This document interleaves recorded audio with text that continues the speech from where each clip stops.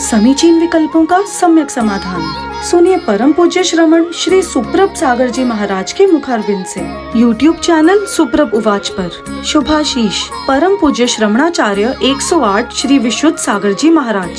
सानिध्य श्रमण सुप्रभ सागर जी महाराज, श्रमण प्रणत सागर जी महाराज।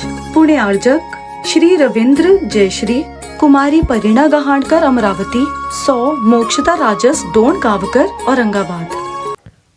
ओम नमः सिद्धेभ्य। नमो अरिहंताणं, नमो सिद्धाणं, नमो आयरीयणं, नमो अजायणं, नमो लोये सविसाहुणं।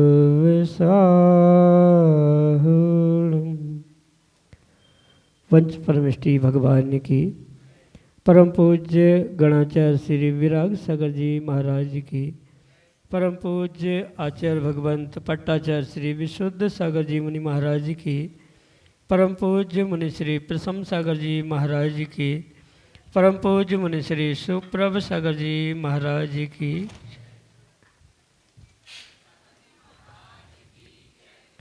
समीचीन विकल्पों का सम्यक समाधान।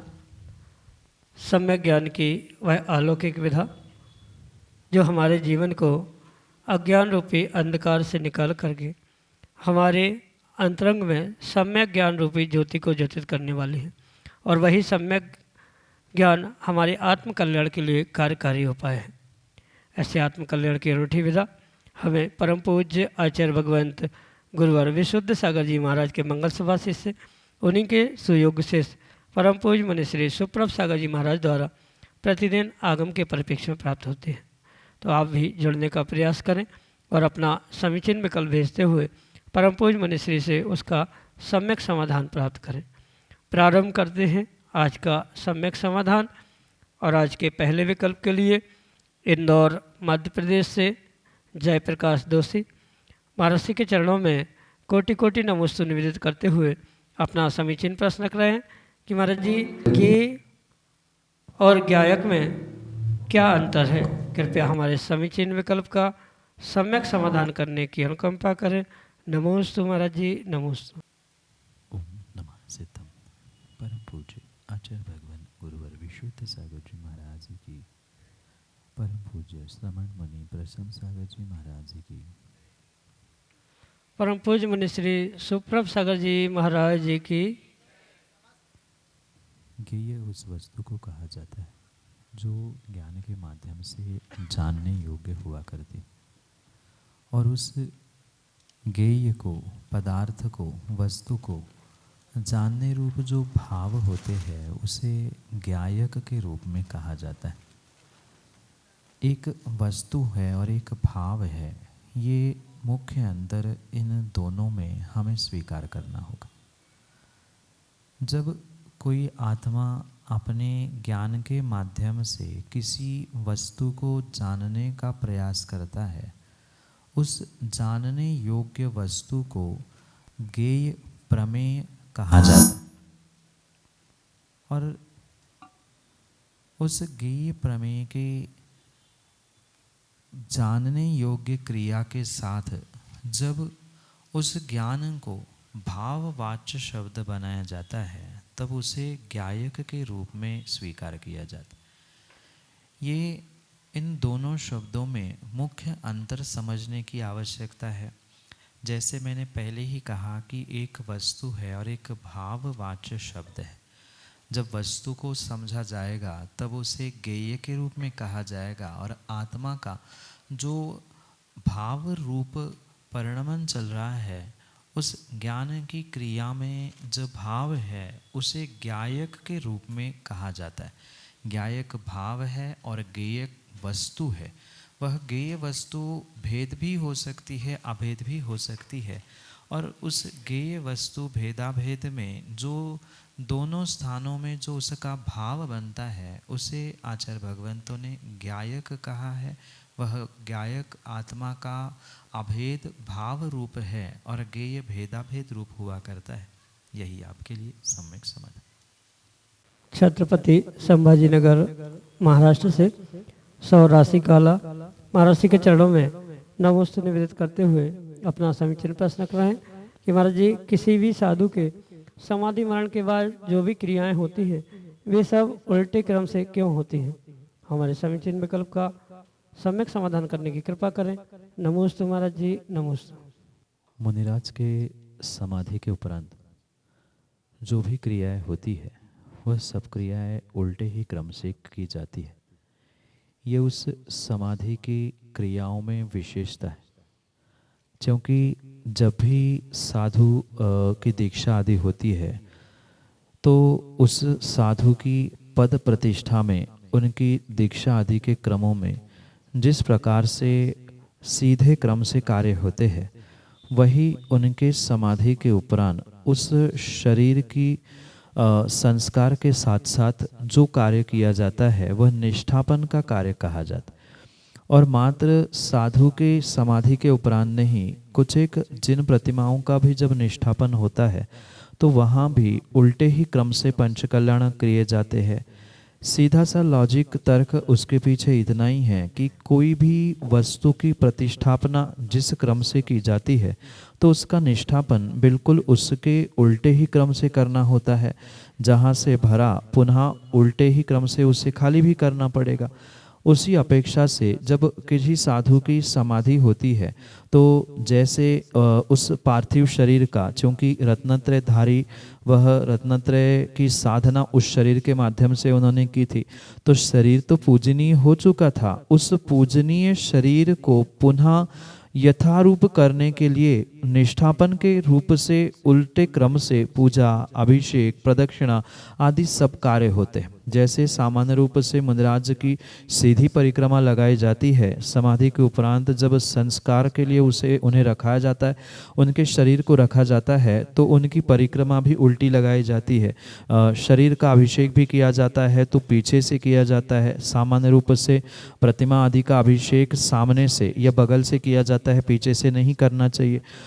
समाधि के उपरांत उसे पीछे से अभिषेक किया जाता है। जैसे पहले शांति धारा की जाती है, फिर जो क्रम सामान्य रूप से सीधा है, प्रत्येक क्रम में उल्टे क्रम से ही ये कार्य किया जाता है। इसके पीछे मात्र जो प्रतिष्ठा क्रम से होती है तो निष्ठापन उल्टे क्रम से करने की व्यवस्था आगम में कही जाती है। इसी उद्देश्य, इसी अपेक्षा से जब भी किसी मुनिराज की समाधि होती है तो उल्टे क्रम से ही पूजन, उल्टे ही क्रम से वहाँ पर अभिषेक, उल्टे ही प्रकार से परिक्रमा आदि सब कार्य करते हुए उस शरीर में जहाँ रत्नत्रय धारण किया गया था या रत्नत्रय के संस्कार किए जाते थे उसको उल्टे क्रम से निष्ठापित करने का वो प्रयास आगम में कहा है। यही आपके लिए सम्यक समझ। अंकुश पाटनी वासिम महाराष्ट्र से अगले समीचीन विकल्प के जी महाराज जी, मेरा ये सवाल है कि हम रोज चौके में जाते हैं और वहाँ पर देखते हैं कि जब मुनिराज को आहार देते हैं तो सबको आहार देने में, ग्रास ही देने में मजा आता है। सब्जियाँ या कोई अदर वस्तु देने में मतलब सबको दिक्कत होती है। ग्रास में कोई विशेष पुण्य होता है या विशेष कोई फल मिलता है, ऐसे कोई भावना है क्या? मतलब उसमें कुछ अलग अर्थ निकलता है महाराज जी? कृपया शंका का समाधान करें। आज कुछ एक श्रावक मात्र लकीर के फकीर बनकर पुरुषार्थ करने का, धर्म कार्य करने का प्रयास करते, क्योंकि आचार्यों ने कहा है कि अपने आने वाली गति का, भविष्य का परीक्षा करने का निर्ग्रंथ मुनिराज को दान देना ये एक बहुत बड़ा साधन है। और वहाँ प्रत्येक आचार्य भगवंतों ने कहा है कि जो नरक गति का बंध कर चुका है वह कभी भी श्रद्धा से युक्त होकर निर्ग्रंथ गुरु के हाथ पर ग्रास नहीं रख सकता। तो लोगों ने उतना ही शब्द पकड़ा कि ग्रास नहीं रख सकता तो मतलब हमें ग्रास ही रखना है। तो ग्रास का अर्थ वहाँ मात्र रोटी का कौर, रोटी का टुकड़ा ही ग्रास के रूप में नहीं है, अपितु आचार्यों के अभिप्राय और आगम की व्यवस्था को समझने की आवश्यकता है।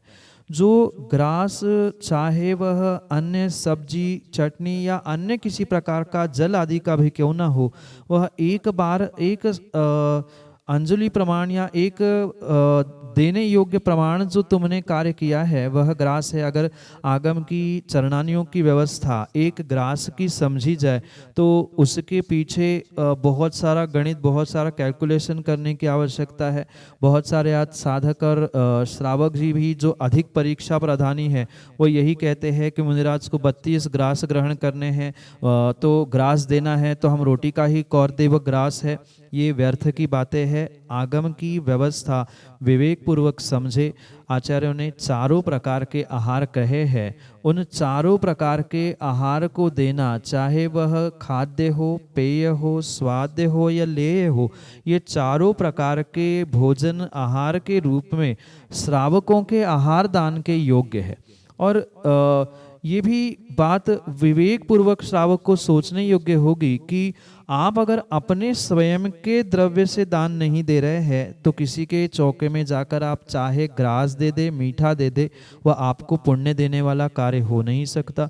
पर वही अगर विवेक पूर्वक और श्रद्धा पूर्वक आपने जो भी सामग्री, और मैं तो कहता हूँ जो शांति से जो सामग्री चल रही है, जल भी देकर पीछे हो जाता है, 1-2 ग्रास देकर विवेक पूर्वक अपना कार्य करता है, उसे सबसे अधिक पुण्य मिलता है। ग्रास के लिए लड़ाई करने वालों को मेरे नज़रों में तो बहुत कम पुण्य मिलता होगा, क्योंकि वे सामने गुरु के ही झूठ बोल रहे हैं। यहाँ तो मन शुद्धि, वचन शुद्धि और काय शुद्धि कह रहे हैं, पर ग्रास देने के चक्कर में और पुनः पुनः दूसरों के चौकों में जाकर अपना अधिकार जमाते हुए जो व्यक्ति अपना पुरुषार्थ करना चाहता है, अपना कुछ दिखाना चाहता है, वह नियम से ही पुण्य की जगह पाप का भागी होता है। ठीक है, हम सेवा वैयावृत्ति की भावना से बहुत कुछ करने का प्रयास करें, पर विशेष करके ये समस्या माताओं के साथ अधिक हुआ करती है कि वे ये चाहते हैं कि हम ही सब ग्रास दे। वहाँ ग्रास देने का किसी प्रकार से कोई विशेष पुण्य आगम में नहीं कहा है। लकीर के फकीर ना बने। ग्रास का उद्देश्य वहाँ पर मात्र रोटी का कौर नहीं है। जो भी मुनिराज ग्रहण कर रहे हैं वह ग्रास के ही रूप में स्वीकार किया जाता है। अगर आगम की व्यवस्था समझे तो 1000 चावल प्रमाण जो द्रव्य या सामग्री बनती है उसे आगम में आचार्य भगवंतों ने 1 ग्रास का प्रमाण निर्ग्रंथ मुनिराज के लिए कहा है, और उतने 32 ग्रास मुनिराज लेते हैं। आप घर में भी देख लेना, वह 1000 चावल प्रमाण जो 1 ग्रास बनेगा वह एक साथ मुनिराज ग्रहण भी नहीं कर सकते, और उतने 32,000 चावल प्रमाण वह भोजन ग्रहण भी नहीं कर सकते। तो ये सभी आगम ही नहीं अपितु प्रैक्टिकल लॉजिक आदि सब कुछ समझते हुए ही दान देने की व्यवस्था को पुण्य प्राप्त करने के रूप में समझने की आवश्यकता है। पुनः ध्यान रखना, मात्र ग्रास देने का, या जो कहा है कि ग्रास देने से पुण्य मिलता है, 1 ग्रास दे के परीक्षा करे, 1 ग्रास देने वाला भी पुण्यात्मा है, वहाँ ग्रास का उद्देश्य चारों प्रकार के आहार में से कोई भी द्रव्य जो मुनिराज के तत्क्षण तत्समय में लेने की उनकी योग्यता है, अनुकूलता है, वही देना पुण्य का काम हो सकता है। ग्रास का मतलब रोटी का कौर ही नहीं है। यही आपके लिए सम्यक समझ। विनोद घंटे, वासिम, महाराष्ट्र से अगले समीचीन विकल्प के साथ। तो पुजारी ने पगार लेना उचित है या नहीं मंदिर में काम करने से? मंदिर में पुजारी बनकर काम करना या स्वयं पुजारी बनना, इसमें किसी प्रकार से कोई विकल्प नहीं है। पर ये ध्यान रखें कि उस अपने सेवा के बदले में, अपने कार्य के बदले में किसी प्रकार से हम कुछ बदले में प्राप्त करने की भावना रखते हैं या कुछ प्राप्त करते हैं, तो वह योग्य नहीं हो सकता। क्योंकि परमात्मा का मंदिर कहीं का कैसा भी क्यों ना हो, वहाँ तो हमें मात्र निस्पृह भावना से देव शास्त्र गुरु की सेवा, आयतन की सेवा के रूप में ही पुरुषार्थ करने की आवश्यकता है। और इसी उद्देश्य से आचार्य भगवंतों ने ये स्पष्ट कहा है कि अगर समाज का प्रत्येक श्रावक पुजारी हो जाए, सच्चे देवशास्त्र गुरु का आराधक हो जाए, तो अलग किसी को पुजारी बनाने की आवश्यकता ही ना पड़े। कहीं न कहीं आज का तथाकथित धर्मात्मा मात्र दिखावे के लिए ही धर्मात्मा बना है। वह बनी बनाई थाली, बनी बनाई पानी से अभिषेक करके तैयारी कोई दूसरा करे, पुण्य कोई मेहनत कोई दूसरा करे और पुण्य कोई दूसरा ले जाए, ये सोचते हुए ही कहीं न कहीं भूल करता है। आज का अगर प्रत्येक धर्मात्मा अपने धर्म की क्रिया पूजन पाठ जो आचार्य भगवंतों ने वास्तविकता में कहा है कि स्वयं के द्रव्य को स्वयं से ही शोधन करते हुए अपने पूजन अभिषेक पाठ आदि की तैयारी प्रत्येक श्रावक प्रत्येक धर्मात्मा को स्वयं की ही और स्वयं से ही करनी चाहिए। ये बात अगर प्रत्येक धर्मात्मा समझ ले तो शायद मंदिरों में कोई व्यवस्थापक के रूप में किसी व्यक्ति को रखने की आवश्यकता नहीं है।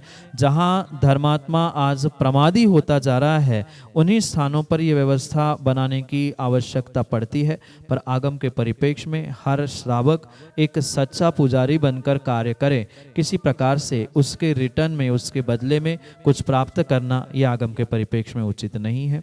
यही आपके लिए सम्यक समाधान।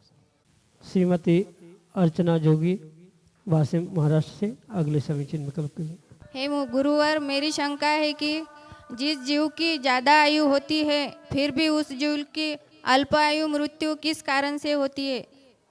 मेरी इस शंका का समाधान करें। नमोस्तु नमोस्तु नमोस्तु। माँ आगम में जो अकाल मरण कहा है, मतलब समय के पूर्व में मृत्यु को प्राप्त कर लेना, ये अकाल मरण के रूप में कहा जाता है। उसके लिए अनेक कारण हुआ करते हैं कि जैसे अचानक कुछ एक्सीडेंट हो जाना, किसी प्रकार से शरीर में बहते हुए रक्त की कमी हो जाना, भोजन की कमी हो जाना, विष आदि का ग्रहण करना, तीव्र संक्लेश परिणामों को धारण करना, इन सभी निमित्तों को प्राप्त करने के कारण से जो दीर्घ आयु वाला जीव भी अपने जीवन में अल्प आयु में ही मृत्यु को प्राप्त होता है, जिसे अकाल मरण कहा जाता है। मतलब जो नियत काल है उस काल से पूर्व में ही उसकी मृत्यु हो जाती है। तो ये अकाल मरण जो कारण मैंने कहे, उन कारणों के निमित्त से तो जीव के साथ घटित हो ही रही है। उसके लिए भी कई बार वर्तमान में घटित होने वाले अनेक कारण सामने नजर आते हैं। और इस अकाल मृत्यु के साथ साथ ये भी अवश्य समझना होगा कि उस जीव ने पिछले पर्याय में वर्तमान की पर्याय के लिए बहुत सारी आयु बांधी तो थी, पर वह कुछ अचानक कारण सामने आने से उनकी अल्प आयु में ही मृत्यु हो जाती है। जैसे अगर सामान्य रूप से दृष्टांत हम समझे, किसी मटके में पानी रखा हुआ है, वह बूंद बूंद करके टपकता है और कभी ना कभी मटका खाली भी हो जाता, पर माना कि किसी व्यक्ति ने पत्थर लेकर उस मिट्टी के मटके पर मार दिया तो मिनटों में ही, और मिनट भी नहीं, कुछ सेकंड में ही वो पानी पूरा खाली होकर मटका फूट जाता है। बिल्कुल ऐसे ही प्रतिदिन कुछ कुछ आयु कम होते हुए जो व्यक्ति की आयु समाप्त हो रही थी, अचानक कुछ ऐसी घटना घटती है जिस कारण से वह दीर्घ आयु वाला व्यक्ति भी अल्प आयु में ही मृत्यु को प्राप्त करते हुए जीवन को समाप्त कर जाता है। ये तात्कालिक घटित होने वाली घटना जो हम आपके किसी व्यक्ति के जानने योग्य नहीं है, ये विषय केवली गम्य अवधि मनपर्य ज्ञानियों के ही गम्य हो सकता है।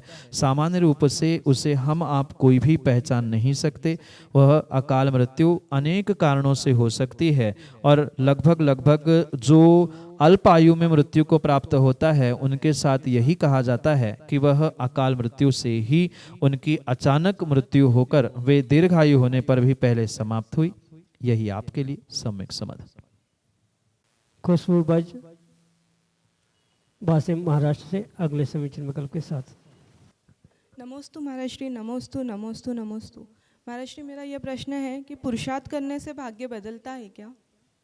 पुरुषार्थ करने से ही भाग्य बदलता है, या ऐसा कह दो जो आज भी आपका भाग्य बना है वो भी कहीं ना कहीं पुरुषार्थ से ही बना है।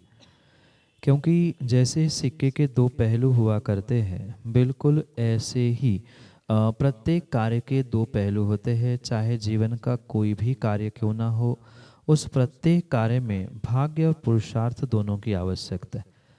आज व्यक्ति को जो भी भाग्य दिख रहा है उसके साथ घटित होता हुआ अच्छा बुरा दिख रहा है, वह आज का उसका भाग्य उसी व्यक्ति ने पूर्व में किए गए पुरुषार्थ के द्वारा लिखा गया है। भाग्य बनाने वाला, किस्मत बनाने वाला, भविष्य बनाने वाला कोई दूसरा व्यक्ति, दूसरा भगवान गुरु नहीं है, अपितु व्यक्ति जीव जैसा पुरुषार्थ करता है वैसा ही उसको भाग्य के रूप में वह पुरुषार्थ फलीभूत होता है। अच्छा पुरुषार्थ किया तो अच्छा फल मिल रहा है, बुरा पुरुषार्थ किया होगा जिसका आज हमें बुरे भाग्य के रूप में, पाप रूप में वह पुरुषार्थ घटित होते हुए देखने के लिए मिल रहा है। इसलिए ये पक्का मानना कि आज का हमारा जो भाग्य है वह कल का पुरुषार्थ था और आने वाला जो हमारा भाग्य है वह हमारा वर्तमान का पुरुषार्थ है। इसलिए हम वर्तमान के पुरुषार्थ से आने वाले भाग्य को तो बदल ही सकते हैं, और आने वाले ही भाग्य को क्या, हम हमारे बीते हुए कल को भी वर्तमान के पुरुषार्थ से बहुत कुछ बदलने का सामर्थ्य रखते हैं, बदलने की शक्ति भी रखते हैं। इसलिए व्यक्ति को सतत पुरुषार्थ करने की आवश्यकता है। कब किस पुरुषार्थ के कारण से व्यक्ति का भाग्य कैसे बदल जाए कोई भरोसा नहीं है। इसलिए हम भाग्य के भरोसे बैठे रहने की अपेक्षा से सतत पुरुषार्थ करके अपने भाग्य, अपने पुण्य को बदलने का प्रयास करें। यही आपके लिए सम्यक समाधान।